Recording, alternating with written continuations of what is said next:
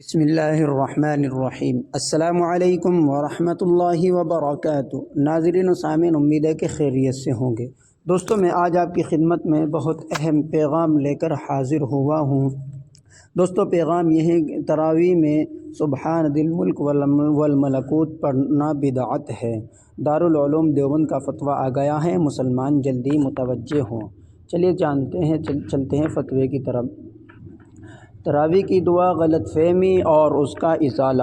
اہل مدارس اپنی جنتری اور کیلنڈر میں یہ دعا چھاپنے والے متوجہ ہو۔ اس غلط فہمی کے ذمہ دار وہ اہل مدارس اور مساجد بھی ہیں جو بغیر تحقیق کے اپنے کیلنڈر اور جنتری میں یہ دعا لکھتے ہیں۔ ان کو اب لکھنا بند کرنا چاہیے اور اس کی جگہ اس غلط فہمی کا ازالہ لکھنا چاہیے، تاکہ جو برسوں سے غلط فہمی عوام میں پھیل چکی ہے اس کا تدارک ہو سکے۔ عوام میں تسبیح تراویح کے نام سے یہ تسبیح اور دعا مشہور ہے۔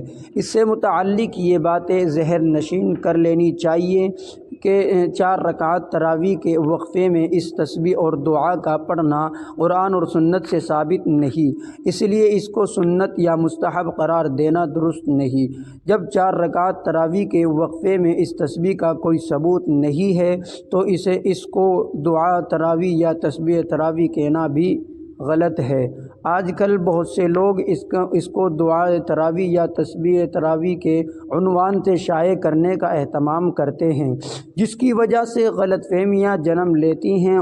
اس لیے یہ قابل اصلاح بات ہے۔ 4 رکعت تراویح کے بعد کیے جانے والے وقفے میں شریعت نے کوئی خاص عمل سنت یا لازم قرار نہیں دیا اور نہ ہی روایت سے کوئی مخصوص عمل ثابت ہے، اس لیے کسی عمل کو سنت ثابت یا لازم قرار دینا ہرگز درست نہیں، بلکہ ہر ایک کو اختیار ہے، چاہے تو ذکر کرے، استغفار کرے، درود شریف پڑھے یا ویسے ہی خاموش رہے، یہ سب جائز ہے۔ اس سے معلوم ہوا کہ چونکہ یہ تسبیح اللہ تعالیٰ کی حمد و ثنا پر مشتمل ہے، اس لیے شرعی حدود میں رہتے ہوئے 4 رکعت کے بعد وقفے میں اس کو بھی پڑھنا درست ہے۔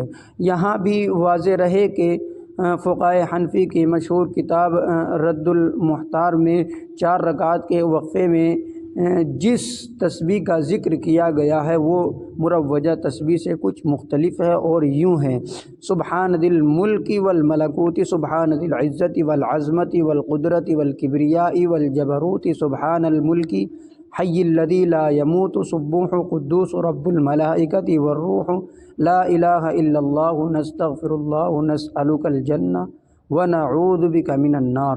اس دعا کو بغیر مستحب اور سنت سمجھے ہوئے، بغیر کسی تعین کے کوئی یوں ہی پڑھنا چاہے تو پڑھ سکتا ہے، لیکن چونکہ لوگ اب اس کو تراویح کی سنت سمجھنے لگے ہیں، لہٰذا اس موقع پر اس کو ترک کرنا ضروری ہے۔ فقہاء نے لکھا ہے کہ جب لوگ اس طرح کی چیزوں کو لازم سمجھ لیں تو اس کا ترک یعنی اس کو چھوڑنا لازم ہو جاتا ہے۔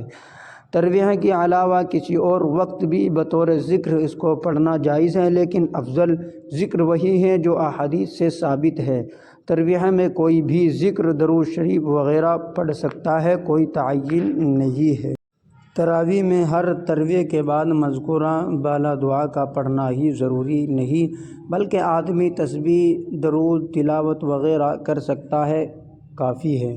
دوستو، خاموش بھی رہ سکتے ہیں، جو آپ کے